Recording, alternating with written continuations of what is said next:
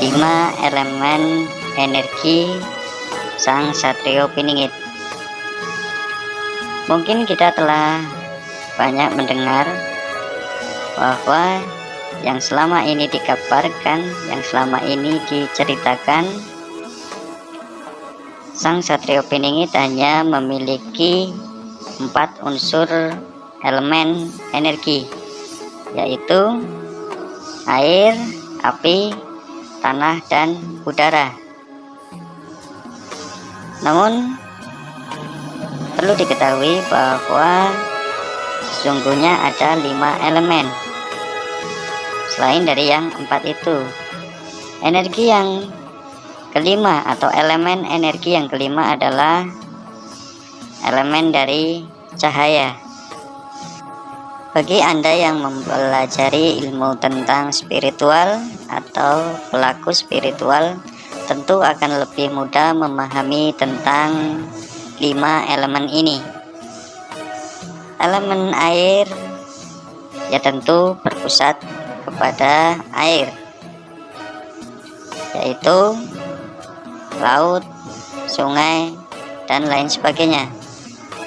Kemudian elemen dari api tentu bersumber kepada sesuatu hal yang berhubungan dengan api atau panas, yaitu dari lava gunung, kemudian dari sinar matahari. Kemudian yang berhubungan dengan elemen tanah ya tentu berhubungan dengan bumi yang kita pijak. Kemudian elemen yang berhubungan dengan udara ya tentu berhubungan dengan udara. 4 elemen ini dapat kita olah menggunakan atau dengan mempelajari ilmu kanuragan. Inilah yang banyak dipelajari oleh para leluhur kita. 4 elemen untuk ilmu kanuragan, karena kita diciptakan dari saripati 4 elemen itu. Kemudian kita perlu mengingat juga bahwa kita diciptakan dari 4 elemen itu yang berwujud fisik, tubuh.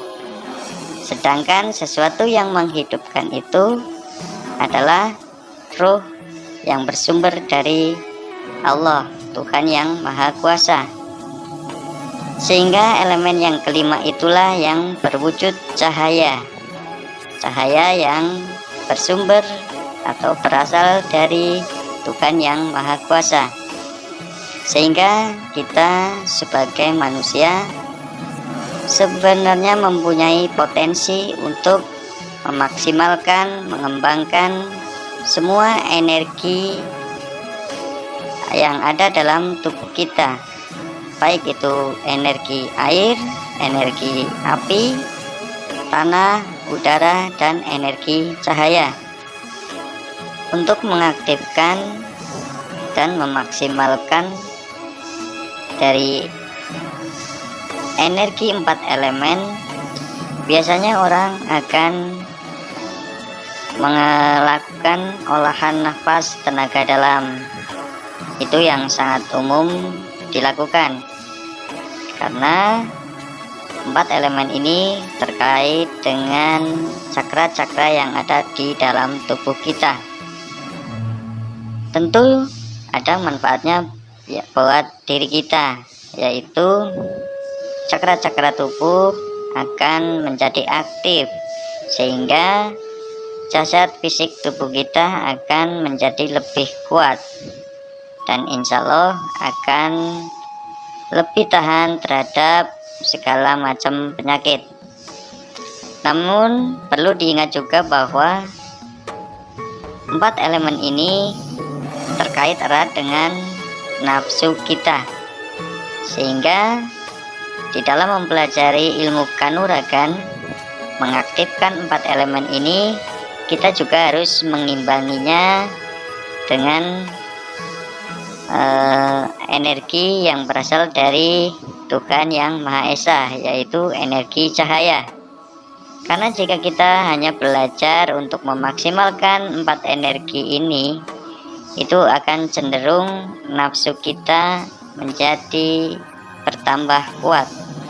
Nafsu ingin menang sendiri, nafsu ingin mengalahkan yang lain, nafsu merasa paling kuat, kemudian nafsu ingin menguasai yang lainnya. Tentu ini akan menjadi sesuatu hal yang buruk. Untuk itu perlu adanya keseimbangan, adanya pembersihan atau pensucian, sehingga kita harus mengimbanginya dengan amalan-amalan yang terkait dengan ilmu cahaya. Sedangkan ilmu cahaya ini terkait erat dengan amalan-amalan kita dari sisi rohani, ya, karena cahaya itu sendiri berasal dari ruh kita, ruh yang ditiupkan oleh Tuhan Yang Maha Esa. Dengan adanya energi rohani, energi cahaya yang aktif di dalam tubuh kita, itu insya Allah akan mampu membersihkan, menetralisir hal-hal yang negatif yang ditimbulkan dari aktifnya 4 unsur elemen ini. Sehingga jika sudah demikian, maka semua elemen yang ada di dalam tubuh kita akan menjadi satu kesatuan yang baik, satu kesatuan yang bisa dimanfaatkan untuk berbuat kebaikan. Jadi jangan fokus terhadap ilmu kanuragan saja. Inilah ilmu yang dimiliki oleh dia sang Satrio Piningit, kesempurnaan dari 5 elemen, yaitu elemen air, elemen api, tanah, udara, dan elemen cahaya. Itulah yang menyebabkan energinya sangat dahsyat, sangat besar, sehingga akan sulit dideteksi oleh kita semua.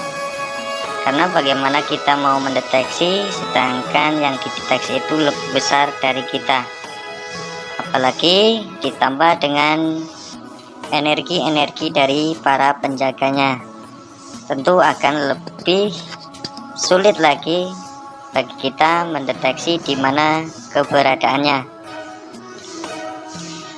Demikian yang bisa saya sampaikan, semoga ini bermanfaat buat panjenengan semua. Terima kasih. Assalamualaikum warahmatullahi wabarakatuh.